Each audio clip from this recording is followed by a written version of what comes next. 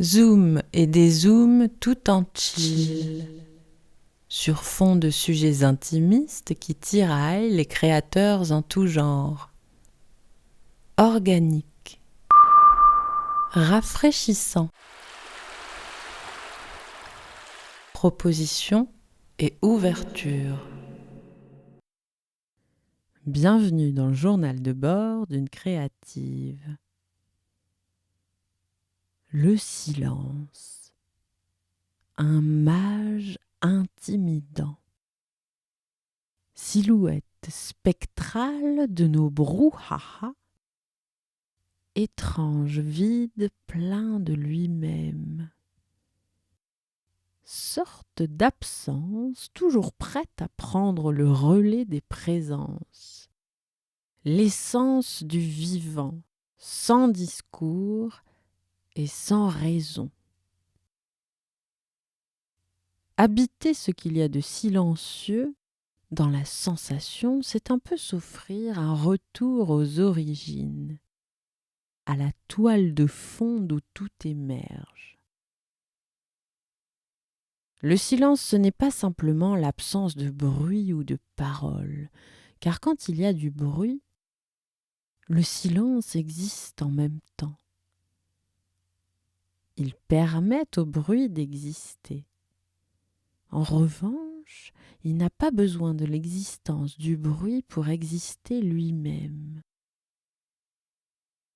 L'on peut aussi être silencieux à l'extérieur et être hanté d'un innommable boucan intérieur. C'était quand la dernière fois qu'on a passé une journée sans parler, ni à d'autres, ni à soi. Juste une journée. Une expérience à s'offrir d'ailleurs à l'occasion, car oui, j'ai déjà testé. On revient ensuite à la parole et au sonore avec un étalonnage, disons, un peu différent. Le silence, ce n'est pas rien. Ça peut être une impression de vide, un vertige presque. Comme une introduction à la mort. Être maître de ses paroles, c'est être maître de son silence. Mais enfin, le silence, ce n'est pas seulement l'extinction du mot prononcé et sonore, ce n'est pas lié qu'à notre audition. Et puis, si rien n'est entendu, ça ne signifie pas qu'il n'y ait rien à entendre. On peut entendre de toutes sortes de manières. Nos 5 sens terrestres se heurtent à la limite de leur capacité de perception. Le monde qui mugit à nos sens presque sourds. Et nous, on aurait l'audace d'appeler ça du silence. Alors, c'est quoi le truc avec le silence ? Un état dont on peut se sentir assoiffé quand le monde autour de nous se rend trop présent, ou bien un état dont la présence peut nous rappeler nos absences à nous-mêmes, ou encore un cocon moelleux qui couve nos inspi les plus secrètes, un ami de ces nuits profondes qui font tourner la tête de l'incommensurable qu'elles révèlent. Le silence est un moyen par lequel l'humain entre en contact plus étroit avec l'infini. Il y en a certains que ça effraie, d'autres que ça apaise. Ça dépend aussi des moments. Ça peut évoquer le vide ou l'infini des possibilités. En tout cas, ce que ça nous évoque, ça parle de ce que nous sommes, de notre essence, celle sans les costards et les mascarades. Première proposition, le silence en compagnie des autres. Le silence entre amis. Parfois, l'on peut se sentir mal à l'aise de partager un silence avec quelqu'un. C'est comme si tout à coup, après la dernière phrase prononcée, il en fallait absolument encore une autre. Parler, souvent, c'est penser. Ne rien dire, souvent, c'est sentir. Et s'accorder de sentir en présence de l'autre, eh bien, ça peut être tricky. Comme si on se sentait tout à coup insécure. Comme si on ne remplissait plus aucune fonction. Comme si on se sentait déshabillé du masque et forcé de se montrer. Lire un bouquin à côté d'un pote. Ou sourire béatement en regardant danser les halos ou les gouttes de pluie déambuler sur le carreau. Avec certains de mes amis, on se fait des séances de créa parfois. L'un écrit tandis que l'autre peint, l'un compose tandis que l'autre travaille sa technique, et tout ça dans un silence relatif. Certains textes ou certaines mélodies n'auraient pas pu naître dans d'autres conditions que celles d'un silence partagé. La vibe de la concentration de l'autre colore ma propre concentration. Et de ce genre de silence-là, je suis parfois moi-même surprise des inspirations qui toquent à ma porte. Et puis il y a aussi ces périodes où on traînasse à aller se coucher. On reste beaucoup trop tard dehors, chez les potes ou autres, dans des moments de joyeux chaos social, et on va se coucher à l'extrême limite de notre épuisement. Comme pour éviter ce moment de silence avant l'endormissement. Comme si l'objectif s'était pioncé avant même que notre tête ait pu toucher l'oreiller. Ce moment qui peut être angoissant depuis enfant, ce silence dans le noir qu'on esquive parfois encore aujourd'hui, en écoutant un truc pour atténuer nos voix du dedans, ou en laissant une lumière pour éloigner nos ombres. C'était quand la dernière fois qu'on s'est couché dans le noir et le silence, le sas entre l'éveil et le sommeil, libre de toute interférence. Deuxième proposition. Le silence de ces autres. S'accorder d'être authentique nécessite un certain recul, une dose de chute. Dans le tohu-bohu, on ne peut entendre notre propre souffle. À longueur d'existence, on entend des infos, plus ou moins anxiogènes, des opinions, plus ou moins approfondies, des révoltes, plus ou moins fondées. Depuis enfant, on baigne dans les visions du monde de tous ces autres autour de nous, l'environnement humain et culturel dans lequel on a poussé. Nous sommes des chercheurs par nature. Résister à cette nature, c'est priver le monde des beautés dont on pourrait le nourrir. Voir le monde de la même manière maintenant qu'il y a 20 ans, c'est se priver de la possibilité d'offrir à la vivance du monde notre différence. Et alors, si l'on ne cherche pas l'espace, je veux dire volontairement, si l'on ne cherche pas donc l'espace de l'immobilité et du silence nécessaires à l'émergence de nous, à nous-mêmes, eh bien l'on peut passer une bonne partie de nos vies à vivre selon des principes, des valeurs, des croyances, dont on s'imagine qu'elles sont les nôtres, simplement par habitude de les côtoyer. Alors qu'en réalité, elles appartiennent à tous ces autres qui nous les fredonnent aux oreilles et aux neurones depuis tant d'années. Nos perceptions vraies, nos sentis, nos anfractuosités propres n'ont pas forcément été interrogées. On se les est, dirons-nous jusqu'ici, laissés souffler. On s'uniformise avec ce qui nous est proposé. Et si on pense à peu près tous pareil, il n'y a plus de découverte, d'ouverture, ni de nouveaux angles. Du coup, pour que notre voix du dedans puisse trouver sa propre voix, il est fondamental de laisser le vénérable silence nous visiter. Quand c'est vide autour, on s'emplit de nous-mêmes. Baisser le volume de ces autres pour monter le volume de soi. Divagation. Et l'amour dans tout ça? Les paroles, comme les appelait la mirifique Dalida, fissurent le silence. L'amour, ça peut se dire, mais qui peut prétendre avoir les mots pour traduire sa brûlure?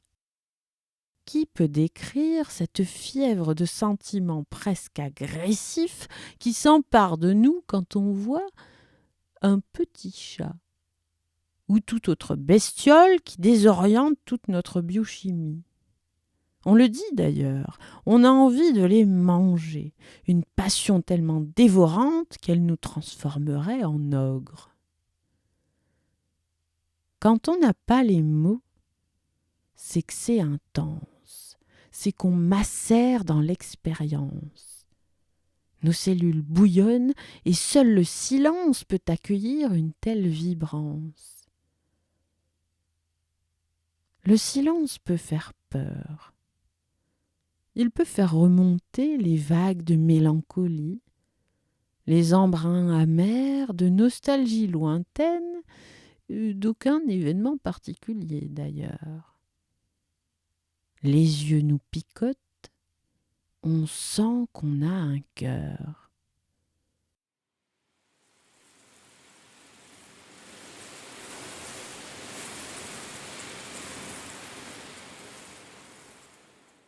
Fin de la divagation. Troisième proposition, le silence dans l'espace. Une page blanche. Il y a la page, il y a le blanc. Et avec eux, la bonne nouvelle de l'infini des possibles. Imagine, t'es dans l'espace. Imagine que tu peux y respirer. Imagine même qu'il y fasse tiède. L'espace est sans horizon. Et depuis cet infini-là, tout ce qui se meut semble aller extrêmement lentement. Car dans un espace sans limite, le temps aussi semble illimité. Et puis, il y a ce silence, plus silencieux que n'importe quel silence terrestre. L'esprit devient alors passif, ouvert et libre. Tout comme un piano peut être accordé, l'esprit humain peut aussi l'être. L'état d'harmonie ou de disharmonie de l'esprit impacte l'équilibre physiologique de nos corps et notre capacité à créer. Dans le silence, on s'intonise, on se réaccorde.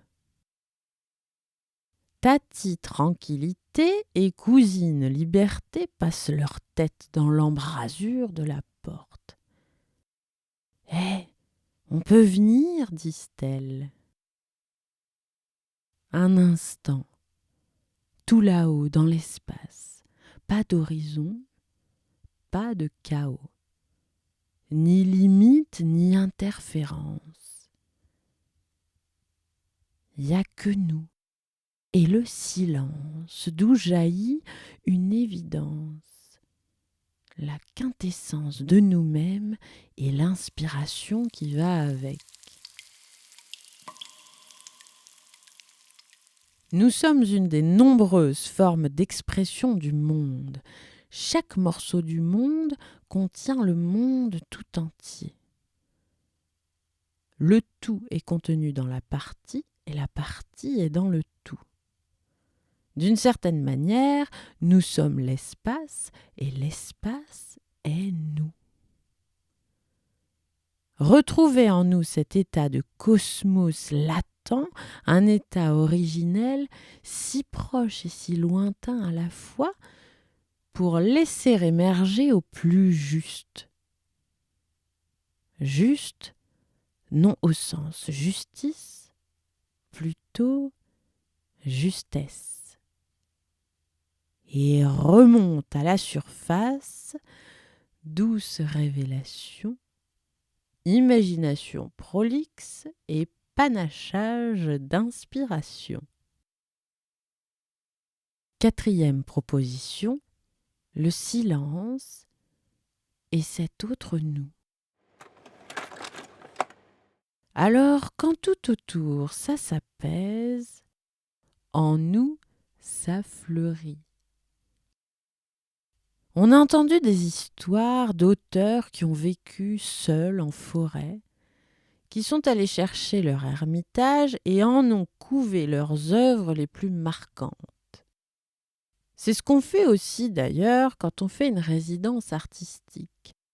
On baisse le volume du monde extérieur et on s'immerge dans le silence relatif de l'obsession. On baigne dans l'océan d'un seul ouvrage, le seul autorisé à ce moment-là à crever la bulle du silence. Et puis, on peut aussi créer le silence en soi, même quand ça vrombit à l'extérieur. Un peu ce qu'on appelle être dans sa bulle ou dans la lune. Quand le faisceau de notre attention ne diffuse sa lumière qu'à un point bien précis. Et il peut y avoir des marteaux-piqueurs, des piaillements, des papotages et toutes sortes d'injonctions formelles. Nous, on est comme des papillons de nuit, on s'en fout de se cogner à la vitre, car c'est à la lumière de notre flamme que nous offrons toutes nos œillades. Le point de mire est à l'intérieur. J'aime bien le silence des solitudes. Et j'aime bien aussi, maintenant que j'y arrive, buller à moi-même dans le bruissement social. Me poser pour bosser dans des endroits plus ou moins animés. Et le sens des mots prononcés par ceux qui m'entourent prennent des allures de chuintement de feuilles. Ils n'ont plus de sens pour moi, parce que le sens, il vient de ce sur quoi je mets mon focus. J'ai déjà assez de sens à remuer en moi pour me soucier de celui du dehors. Et même je pourrais dire que le bordel environnant peut me pousser par moments à être encore plus avec ce que je creuse. Ces derniers temps, j'ai manqué de silence, au sens social. On pourrait même dire que j'ai manqué de solitude. J'ai été beaucoup avec d'autres, car c'est aussi avec eux que ce que je décocte dans le silence de mes eaux profondes prend une dimension tangible. Et puis ces autres que je côtoie sont un nid à propositions et à angles de vue, riches de toutes sortes de branchages sur lesquels je peux me poser pour lustrer le plumage de mes idées. Seulement, le silence de la solitude me permet aussi de poser une empreinte dans la matière. Alors, et notamment pour cet épisode, j'ai dû ralentir l'extérieur pour m'entretenir avec l'intérieur. Et depuis la caverne des pluies maussades, sous l'œil interrogateur de pigeons gris bleutés, j'ai pu retrouver l'espace nécessaire pour macérer, reformuler, peaufiner tout ce que le monde m'a soufflé à l'âme ces dernières semaines. D'ailleurs, j'embrasse bien fort tous ceux avec qui nous avons pris un morceau de temps pour s'inspirer échanger et créer ensemble. En conclusion, le silence créerait-il le désir d'écouter ? En musique, sont-ce les notes qui fournissent une pause au silence ? Raconter des histoires, c'est tout un art. Jongler entre virgules et points-virgules, laisser infuser le propos dans l'écrin douillet d'un silence de quelques secondes. Du silence d'apparence émergent les transformations. De ces transformations, on ne peut capter que les apparitions perceptibles par nos 5 sens. Nos 5 sens qui, rappelons-le, occupent un spectre plutôt, disons, exigu. L'impression que les choses parfois arrivent du jour au lendemain, car le fruit mûrit dans l'ombre de l'imperceptible. Ce n'est pas parce que je ne perçois pas que ça n'existe pas ou que rien ne se passe. Le silence, un mirage occulte. Occulte au sens où l'on n'a pas la connaissance de ce qui s'y trame. Le silence s'abstient de révéler ce que l'humain peut trouver par lui-même. Le silence ne se fait pas. Il peut se pratiquer, il peut aussi se devenir. Et on peut même parler en silence. Tu vois ce genre de silence-là ? Pas le silence matériel de surface en rapport au sonore, non, plutôt l'attention consciente au sortir de la compulsion. Et toi, auditeur, quelle est la nature de ta relation au silence ? Il est enrichissant pour moi d'avoir tes retours, digressions, suggestions de sujets à développer. Dans la douceur et la bienveillance, ça va de soi. Tu peux donc interagir avec le contenu du podcast sur mon Insta. Le nom, c'est Mélimélus. Check dans la description, tu trouveras toutes les infos.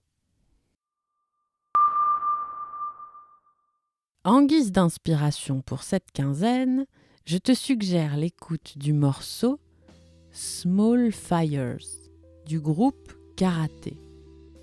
Un morceau qui m'évoque un soleil qui hésiterait à se lever, l'odeur de pluies introspectives, voire même des genres de vagues à l'âme épiques.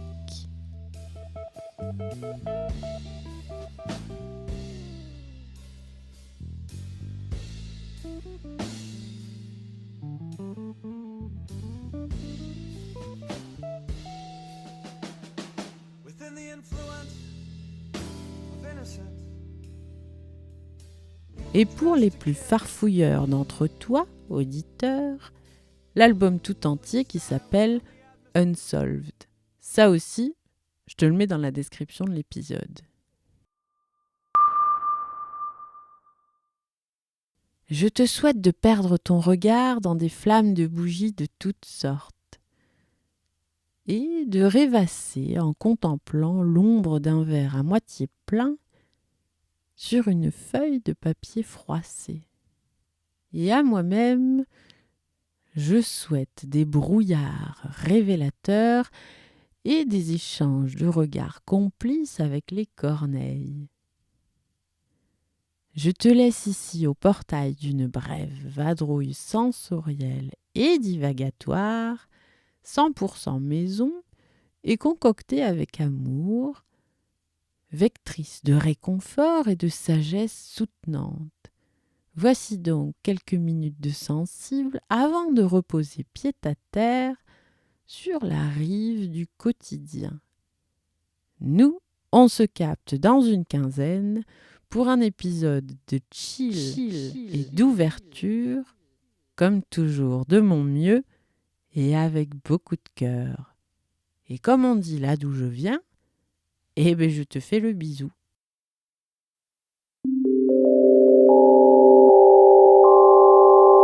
Les vadrouilles sensibles de Méli-Mélus. Dans cet espace, chacun peut trouver son prisme de résonance. Les sourires détrônent les sourcils froncés. L'on déterre l'enfant sans gommer l'adulte.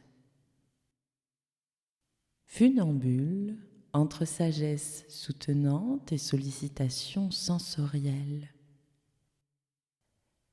À côté de toi, il y a une malle en bois de brume. C'est une malle d'alchimiste. Tu peux y poser ce que tu veux. Elle transmute le regard que l'on pose sur tout ce qu'on y dépose. Et ce dont on décide de se défaire, elle en remanie l'âme à tiers. Allons-y, allons-y, allons-y. Il était une fois, et une fois il n'était pas, dans une ère où régnait encore la tranquillité et l'acceptation de la mort, une petite goutte d'eau qui voyageait sans cesse entre la terre et le ciel.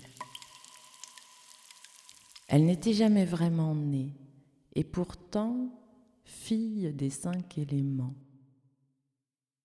Parfois, elle était noyée dans une flaque d'eau et éclaboussait quiconque y posait la patte un peu trop fort. Puis, sous des chaleurs poignantes, elle s'évaporait en même temps que ses sœurs. La migration de la terre au ciel était son moment préféré. Elle se sentait soulevée dans les airs et sa matière devenait éthérée, aérée même.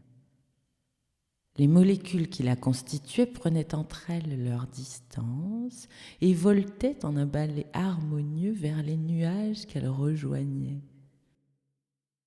Elle voyait la terre s'éloigner et le ciel se rapprocher. Puis elle fondait dans cette substance nuagère qu'elle contribuait à former. Les nuages, une étoffe tangible et pourtant qu'on ne pouvait saisir entre nos doigts.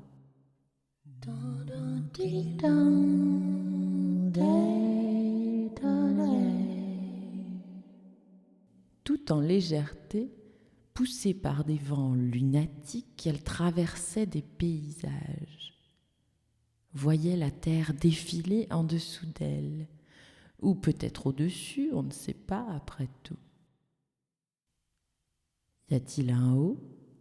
Y a-t-il un bas? Voilà le genre de questions que peuvent se poser les gouttes d'eau. Après de longues migrations sur les différents visages que peut offrir le ciel, elle se sentait se condenser, se compacter. Et de vaporeuse, elle passait à massive. Ainsi, redescendait-elle sur la terre sous forme de flocons légers. Et quand elle touchait à nouveau une surface, c'était une mer de ses sœurs qu'elle participait à former. Un océan neigeux, agressif de son froid et tendre de sa souplesse. Elle aimait se sentir partie d'un ensemble, unique et en même temps prenant part à quelque chose de plus grand. Son influence minuscule abritait le secret du vivant. Elle se sentait trésor du ciel et de la terre. Rien n'est plus vaste que le minuscule.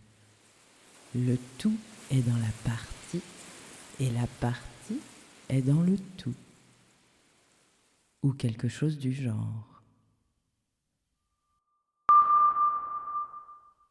La malle d'alchimiste tient toujours ses promesses.